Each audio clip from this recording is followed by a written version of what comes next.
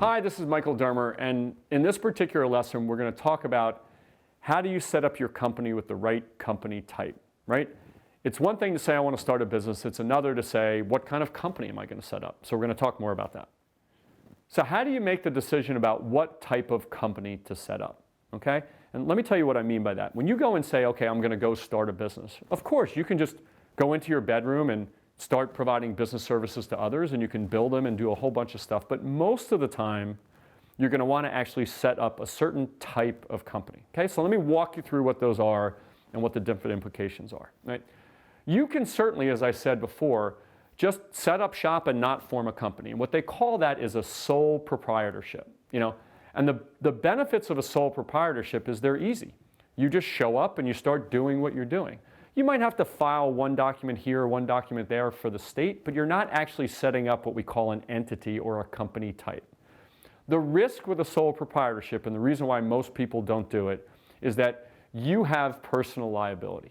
If something goes wrong with your company, right, or with the activities you're providing, they can actually sue you personally. Also, when you're dealing with other companies, when they see somebody set up without their own quote-unquote company or entity, they kind of view them as being not that sophisticated, right, wrong, or otherwise, okay? So most of the time, right, if you're serious about your venture, you're going to want to set up a certain type of entity, okay? So what are the different types of entities? There are corporations, right, things whose names end with Inc. or Corp, right? There are limited liability companies, okay? And there are partnerships, okay? So I'm going to walk you through all of those. Let me start with partnerships. Partnerships are simply two people, a couple people get together, and we're going to go ahead and we're going to start operating a business in the partnership. The partnership is an entity, right? And it's providing those services. But partnerships aren't that common anymore, right? Because in partnerships, if they have liability, you can still go after the partners of the partnership. So even though it's an entity, it's really not protecting you from liability if something goes wrong with your company, okay? The two most popular types of companies that are used these days are corporations, and there's a couple of different types, and limited liability companies, okay?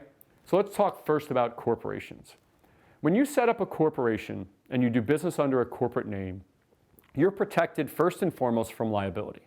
That means if something goes wrong with your company, let's say your company has a truck and it's delivering something and it gets in an accident, okay?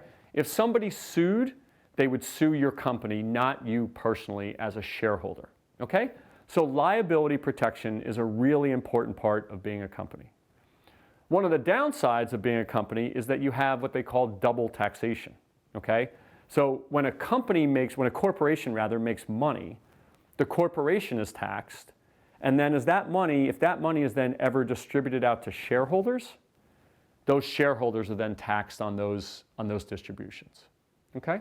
But there's lots and lots of benefits of a company, and so of a corporation rather. And so what they've done is they've created different types of corporations. What I've just described to you is what they call a C Corp. But they also have what's called an S Corp. And an S Corp was set up for smaller corporations. And what the S Corp does is instead of having that double taxation that we talked about, you only get taxed once. In other words, the profits of the corporation actually are treated like they're the profits of the individual. So those individuals are taxed as individuals, and also if that corporation has losses, those losses flow through, as they call it, to those individuals. Okay?